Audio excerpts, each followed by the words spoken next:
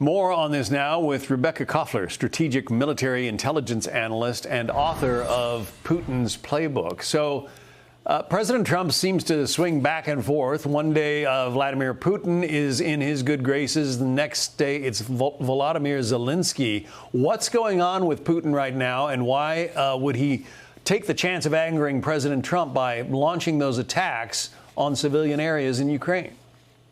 Well, it's really not President Trump's fault to keep shifting his strategy. He was not properly served by his advisors, who actually don't understand how Putin thinks and how he acts. He doesn't think and act like an American. The reason why Putin is playing hardball here is because he has all the leverage, and we unfortunately have no leverage whatsoever over Putin. Why does Putin have leverage? Because he transitioned Russian military and economy on a wartime footing 7 years prior to the invasion. And so Russia holds massive military advantage, not only over Ukraine, but over entire NATO alliance. And that is why Putin will not make any concessions, and he will continue to string President Trump along. Well, you say that, you know, we don't have leverage over Putin. Don't we have economic sanctions? Can't we,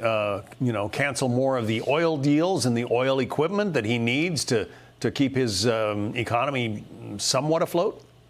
So let's look at this realistically. The conversation about the sanctions, tariffs, and economic warfare is nothing new. We have been sanctioning Russia for 10 years. We put very, very severe sanctions on them. But again, Putin is he's a bad guy, but he's a very strategic thinker and one of the smartest people out there. He sanction-proofed Russia's economy, again, 7 years prior to the invasion. He took several measures. He de-dollarized Russian foreign exchange holdings. He beefed up his sovereign wealth fund to an all-time high, and he launched an import substitution program that actually killed Russia's dependence on foreign technology. When you talk about secondary sanctions, right, on oil and all of these things, well, the United States does not import any oil from Russia. There's nothing to sanction here. You would have to convince the top 3 or 4 importers of Russian oil, which is China, India, European Union, and Turkey. My intelligence analysis reveals that India and China will not play ball with the United States. They have been doing by actually not buying Putin's oil. They actually are doing the opposite. Both China's and India's imports increased 40%. From about July, October last year. So there's nothing, and Russia only imports 3.5 billion in terms of trade to the United States. So there's nothing to tariff, and that is precisely why it hasn't changed Putin's behavior. And on top of that, Putin's decision-making on security has nothing to do with economic concerns, and Russian economy outperformed all the analysts' expectations, okay? That is why people need to start doing their homework on Russia, on Putin, before actually advising President Trump what is actually the art of the possible. And I've been saying the same thing. My intelligence analysis for 3 years is the same. Ukraine's victory is mathematically impossible over Russia.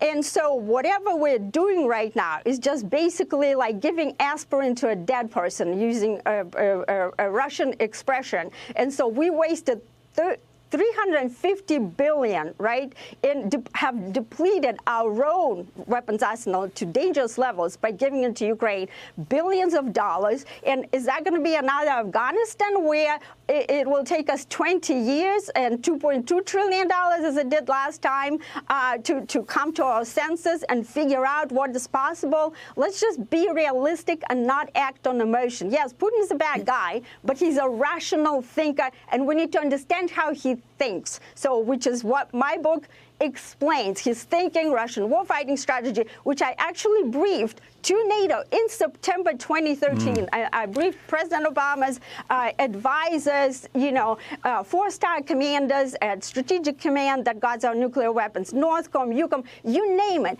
And yet, neither Europeans nor the Pentagon prepared a counter strategy. And that's why President Trump, unfortunately, is in a very difficult situation right now. You and seem to him. Let me just interrupt for a second. You seem to get some agreement from Chuck Grassley, the Iowa senator, who said this on X. He said, "I've seen enough killing of innocent Ukrainian men and women. I'm sorry, women and children. President Trump, please put the toughest of sanctions on Putin. You ought to see from clear evidence that he is playing America as a patsy." You're saying that sanctions won't work? It is my assessment that sanctions highly unlikely will not work. And I explained why they won't work. Right. All right. So President Trump seems to have soured on Putin for now. What should the United States do in our last 20 seconds? Well, it depends on what we want to do.